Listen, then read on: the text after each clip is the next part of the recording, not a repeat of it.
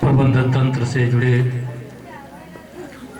तमाम लोगों को, आप सभी सुधीजनों को बहुत बहुत प्रणाम निवेदित करते हुए, तमाम स्कूल के जो भी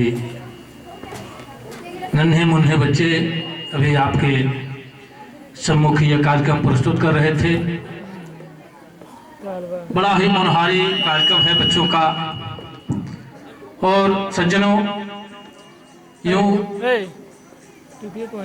मेरे ख्याल से दुनिया में सारे लोग रोते हैं, गाते हैं, ऐसा कोई नहीं है जो रोता न हो, गाता न हो। लेकिन मंच पर उपस्थित होकर और तमाम लोगों के बीच अपनी कला का प्रदर्शन करना, ये नन्हे मुन्ने बच्चों के लिए विशेष तौर से बहुत ही बड़ा काम होता है।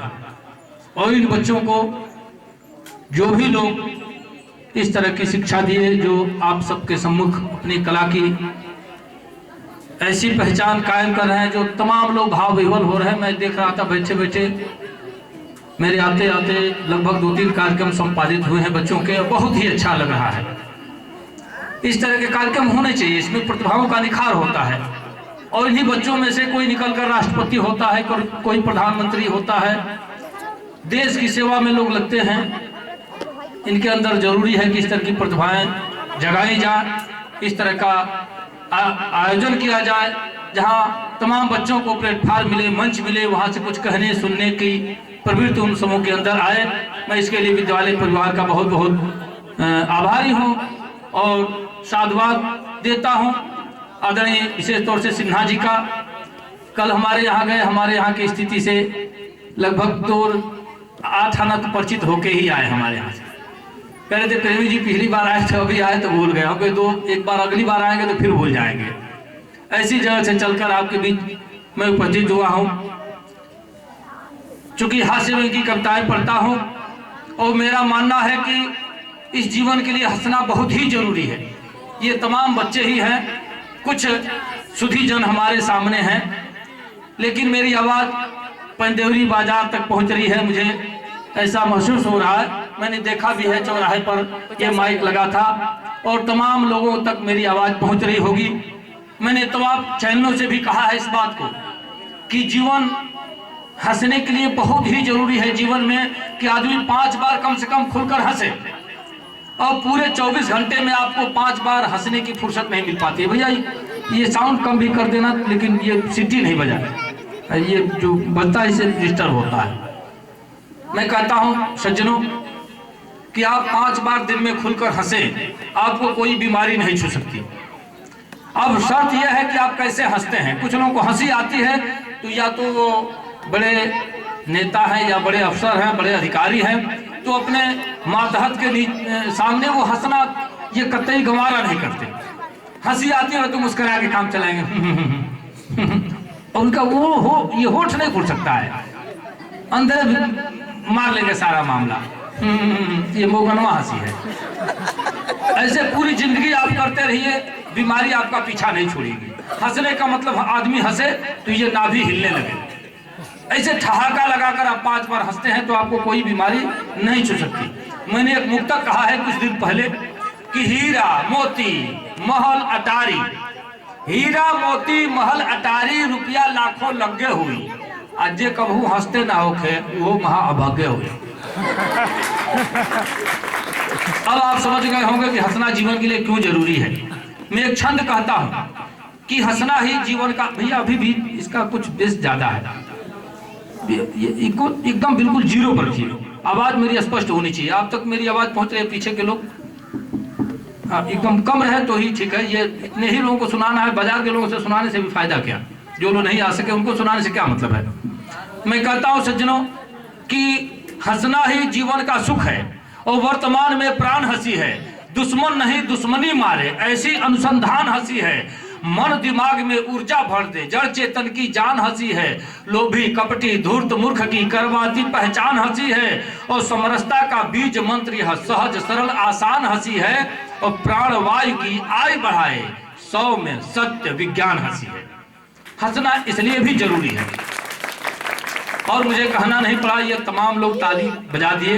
मैं अक्सर मंचों से कहता हूं कि बाग वह बेकार है जिसमें नहीं माली मिले, शहर वह बेकार है जिसमें नहीं नाली मिले, और ससुराल वह बेकार है जिसमें नहीं साली मिले, और महफिल वह बेकार है जिसमें नहीं ताली मिले। अब इस तरह से तालियां आपकी आई। और अभी सिन्हा जी बता रहे थे कि अभी विधायक जी कहीं जल्दी में हैं, जाने वाले हैं। मैंने कहा थोड़ी देर और उनको रुक ही जाने दीजिए, क्योंकि ये तमाम सारे आयोजन होते हैं और अक्सर विद्यालय के तमाम वार्षिकोत्सव हो या जो भी कार्यक्रम होते हैं, ये प्राइमरी से लेकर और यूनिवर्सिटी तक जाने का अवसर मिलता है। लेकिन जो चंद प्रबुद्ध लोग हैं अगर नहीं रहें तो ये तमाम बच्चों के बीच कविता सुनाने का कोई मायने नहीं निकलता। इसलिए मैं चाहता हूँ कि कुछ बातें जल्दी जल्दी में कर ली जाए जब तक हमारे अतिथि उबाऊ न हो जाते हैं।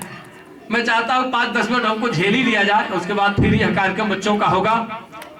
और मुसलसल 7-8 दिनों से मैं जगते भगते रहा हूँ लगातार। और आप गए हमारे पास तो बताए भी कि सोनभद्र से आए थे और ये कहे कि शाम तक आपसे मुलाकात की जा सकती है क्या। हमने कहा कि सर बहुत थक गया हूँ और कई दिनों से लगातार जगते रहा हूँ, कल आए तो आप ज़्यादा बेहतर रहेगा। और ये गए, कल संयोगवश व्रत भी था मैं, और 11-12 बजे तक इनके इंतजार में हम नहाए धोए नहीं थे। हम सोच रहे थे अब आ गए अब आ गए अब आ गए, ऐसे करके तो आधा घंटा 1 घंटा इनको भी इंतजार करना ही पड़ा है, इसमें कहीं दो राय नहीं है। और सज्जनों मैं बता दूं, आजकल ये मोबाइल जो हो गया है, मेरे ख्याल से 100 में 100 का, बल्कि 100 में 100 का है, 99 कहना उचित नहीं होगा। जितने भी लोग मोबाइल यूज करते हैं, मैं दावे के साथ कहता हूं कि नहीं कुछ तो 24 घंटे में 2-4 बार झूठ जरूर बोलते हैं।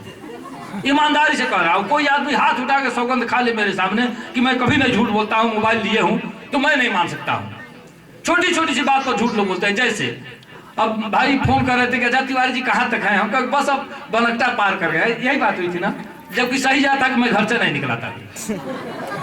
ईमानदारी कह रहा। अब दूसरी बार जब फोन किए कहाँ है भाई, हम कहे बनकटा निकल गए हैं, आगे मोड़ पार कर रहे हैं मझवलिया। अब बताइए अभी बनकटा का भी का बहुत घाट हम नहीं पहुंचे थे। अब समझिए 20-20, 30-30 किलोमीटर की बात छोड़िए, आदमी 200-200, 300-300 किलोमीटर लंबा झूठ बोल देता है। रहेगा बनारस कह देगा हम तो दिल्ली में है, रहेगा पटना कहेगा हम तो पूना में है। ये बड़ी मुश्किलें हैं। ये छंद मैं पढ़ता हूँ, सुनिएगा, अच्छा लगे तो मैं 2-3 बातें आपसे करूंगा, सुनिए। और मैं जो देखता हूँ वही लिखता हूँ, कहीं से उपमा अक्षुक्त नहीं घुसेड़ के लिखता हूँ। पिछली बार भी मैंने कहा था, आप सुनिए, बहुत प्यारा एक छंद सुना रहा हूँ और पहली बार आप सबके भी सुना रहा हूँ कि सभ्यता के साथ संस्कार संस्कृति आज। देखिए ये घटित घटना से इसको जोड़ता हूँ। एक दिन एक लड़का हम ही से पूछ रहा है कि अंकल आज कौन सी तारीख है। हमको क्या पागल तो क्या पढ़ते हो आखिर जब तुमको तारीखें नहीं पता है। तो तब से मोबाइल निकाला, लगा टिप टिप किया, कहा कि हाँ पता चल गया 14 तारीख है।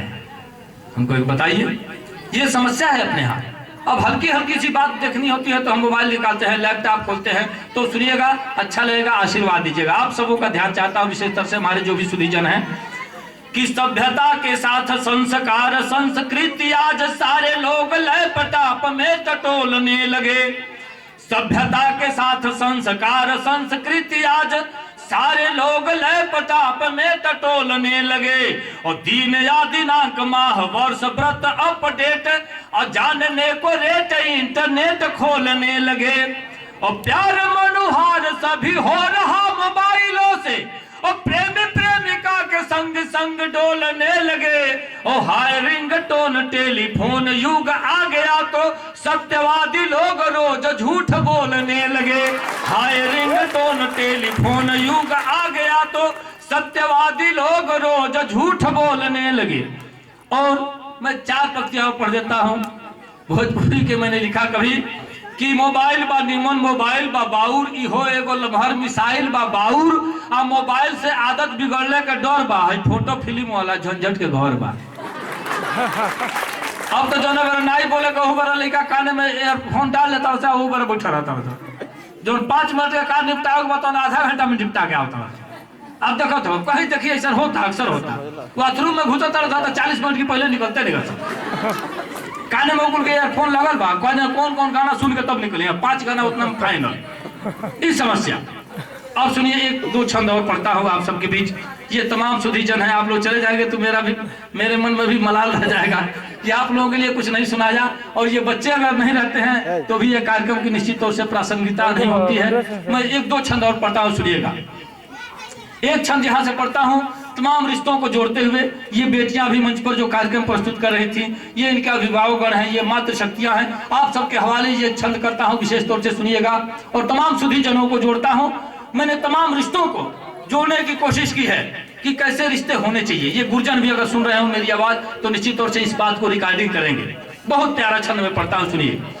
कि पिता का प्रभाव पुत्र का स्वभाव सिद्ध करे, पिता का प्रभाव पुत्र का स्वभाव सिद्ध करे, माँ की महानता जो पुत्रियों को प्यार दे, सच्चा सुपुत्र मातृभूमि की भलाई और मात पीत हेतु माथ धड़ से उतार दे। और बेटी जो कुल में कलंक ना समाने दे, भाई जो भाई की किस्मत निखार दे। और पति हो तो पतिता में सतिता प्रविष्ट करे, पत्नी जो प्राण प्रिय पति पे निसार दे। पति हो तो पतिता में सतिता प्रविष्ट करे, पत्नी जो प्राण प्रिय पति पे निसार दे। और गुरु हो तो शिष्य को बलिष्ठ करे अपने से। गुरु की महिमा यही है कि अपने से भी बलवान शिष्य को बनाए। गुरु हो तो शिष्य को बलिष्ठ करे अपने से, और शिष्य गुरु आज्ञा पर तन मन धन वार दे। और राजा, आदरणीय विधायक जी के लिए विशेष तौर से पढ़ता हूं कि राजा प्रजा के सुख दुख का ख्याल करे, राजा प्रजा के सुख दुख का ख्याल करे। और सच्चा प्रशासक जो सत्ता संवार दे, और शत्रु हो तो सामने से सीने पर वार करे, और मित्र हो तो मित्र के चरित्र को सुधार दे। ये रिश्ते होने चाहिए, ऐसे लोग होने चाहिए। और चार पत्तियां विशेष तौर से आदरणीय भाई हमारे अनुज सिन्हा जी को दे रहा हूं। काफी अथक प्रयास के बाद ये सारी जो भी चीज आप देख रहे हैं आपके सामने है। इन्होंने निश्चित तौर से इसमें काफी अपना समय दिया होगा, काफी इनका आर्थिक और शारीरिक श्रम लगा होगा, तब ये जाकर ये संस्था ये खड़ी हुई है, जिसमें तमाम लोग आप बैठे हैं और बहुत सारे लोगों का भविष्य संवर रहा है। तो चार पंक्तियां मैं पढ़ता हूं। कल भी मैंने इनसे कहा था, जब हमारे यहाँ ये गए थे, मैंने कहा कि नर को निरंतर कर्म का अभ्यास होना चाहिए। नर को निरंतर कर्म का अभ्यास होना चाहिए, और अभ्यास का प्रतिफल सदा आभास होना चाहिए। नर को निरंतर कर्म का अभ्यास होना चाहिए, अभ्यास का प्रतिफल सदा आभास होना चाहिए। और आभास के हर बिंदु पर विश्वास होना चाहिए, और विश्वास प्रेमी इति नहीं इतिहास होना चाहिए। तो ये इतिहास रचने का जो काम ये पंदौरी की धरती पर ये किया है सिन्हा जी ने, इसके लिए भी बहुत बहुत इनको साधुवाद देता हूँ, आशीर्वाद देता हूँ। और साथ साथ मैं चार पंक्तियां और पढ़ता हूँ कि लक्ष्य पाना है तो हरदम प्रयासरत रहिए, लक्ष्य पाना है तो हरदम प्रयासरत रहिए। और शक उहापोह की स्थिति में कभी मत रहिए, आपके पांव भी होंगे जरूर मंजिल पर, प्रगति की राह में गतिमान अनवरत रहिए। अगर आपको प्रगति की राह में गतिमान रहते हैं तो निश्चित तौर से आपको लक्ष्य की प्राप्ति होगी, इसमें कहीं दो राय नहीं। और मैं हास्य बैंक की तरफ सीधे सीधे बढ़ता हूं, ज्यादा समय आपका जाया नहीं करना चाहता हूं। कुछ पंक्तियां हास्य बैंक की भी पढ़ दूं। एक वंदना पढ़ता हूं, सुनिए कि हे प्रभु आनंद में आशीष हमको दीजिए, हास्य की कविता जरा 10-20 हमको दीजिए।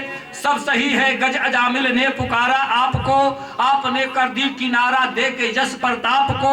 आपका गुण अगम है गाकर सुना सकता नहीं, जग में कोई आपका कुछ पार पा सकता नहीं। आप सब में आप में सब, आप अपने आप हैं, आप सबके बाप के भी बाप हैं, है ना। वो सबके बाप के बाप हैं, उनकी वंदना में करना था। और एक बार पुनः चाहता हूं बच्चों से, एक बार जोरदार ताली बजाओ बच्चों, जोरदार ताली। ये तो एक बड़े लोगों से अपेक्षा कम करता हूं, ये लोग नहीं भी बजाए तो काम चल जाएगा। वैसे ताली बजाने से भी स्वास्थ्य लाभ होता है। बाबा रामदेव भी अब कहने लगे हैं, आप तमाम यहाँ वरिष्ठ जन भी उपस्थित हैं, आपने किसी ताली बजाने वाले को बीमार पड़ते नहीं देखा होगा।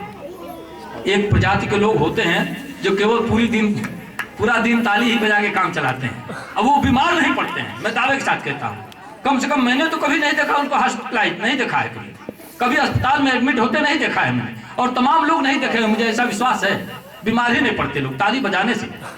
तो ताली बजाने से भी कोई बीमार नहीं पड़ता और हंसने से भी नहीं बीमार पड़ता। और सीधे सीधे एक कविता की कुछ नई पंक्ति पढ़ दे रहा हूँ, फिर मुलाकात पता नहीं कब होगी कब नहीं। और काफी श्रम करके ये हमारे घर पहुंचे थे, काफी श्रम करके मैं भी आपके बीच पहुंचा हूं। तो चाहता हूं ये तमाम श्रेष्ठ जनों को एक बार एक छंद सुनाता हूं, एक कविता सुनाता हूं और फिर बच्चों के लिए बोलता हूं। मैं ऐसी कविताएं पढ़ता हूं जहां ये नन्हे मुन्ने बच्चे जो अभी एक के छात्र हैं वो, और चाहे वो ग्रेजुएशन कर रहा हो, सबके लिए मैं पढ़ता हूं। एक छंद केवल पढ़ता हूं, सुनिए पहले कि तीमारदार जो बीमार के साथ आदमी जाता है उसको तीमारदार बोलते हैं। ये विशेष तौर से बच्चों के लिए कह रहा हूं कि तीमारदार हो गए बीमार में शामिल। विधायक जी की अन्यथा कतई नहीं लेंगे, तब मैं पढ़ूंगा। इसलिए कि हास्य व्यंग का कवि होता है, जो देखता है वो लिखता है। मैं किसी पार्टी का जिक्र नहीं करता हूं, ना किसी पार्टी से मुझे चौमन्नी भी लेना देना है। मैं सच्चाई कहता हूं। अगर सियासत में इस तरह की बात अगर है तो मुझे कहने से कोई गुरेज नहीं, मैं कहता हूं। और एक छंद मेरा बड़ा चर्चित हुआ था, इसके लिए मुझे बहुत कुछ झेलना भी पड़ा था। आपने शायद सुना होगा, एक बार मायावती पर एक छंद हम ददरी मेला में बलिया में पढ़ दिए थे। अब क्या क्या मुझे झेलना पड़ा ऊपर वाला जाने।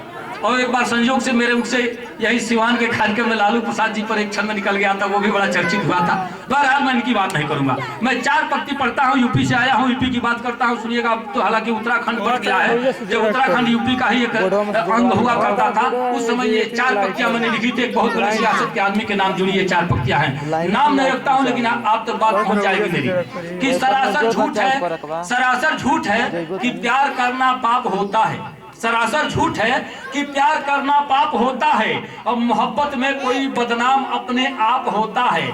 और यहाँ बच्चे तो होते अस्पतालों में आसानी से, अदालत में बड़ी मुश्किल से पैदा बाप होता है। आपको पता होगा कि बाप साबित करने के लिए 22-24 वर्षों तक अदालत का चक्कर लगाना पड़ता है, तब बाप साबित होता कि यही बाप है। ऐसी स्थितियां हैं। तो इसलिए मैं कहता हूं कतई इसको किसी सियासत से जोड़ के नहीं देखा जाए। निखाली से हास्य व्यंग की पंक्तियां हैं, तंजो मजाक की बातें हैं। आप सुनिएगा, अच्छा लगेगा आपको कि तीमारदार हो गए बीमार में शामिल। तीमारदार हो गए बीमार में शामिल, अवसादग्रस्त हो गए परिवार में शामिल। तीमारदार हो गए बीमार में शामिल, अवसादग्रस्त हो गए परिवार में शामिल, और हत्या बलात्कार का मेडल लिए हुए चुट्टे भी आज हो गए सरकार में शामिल। ये कट सत्य है।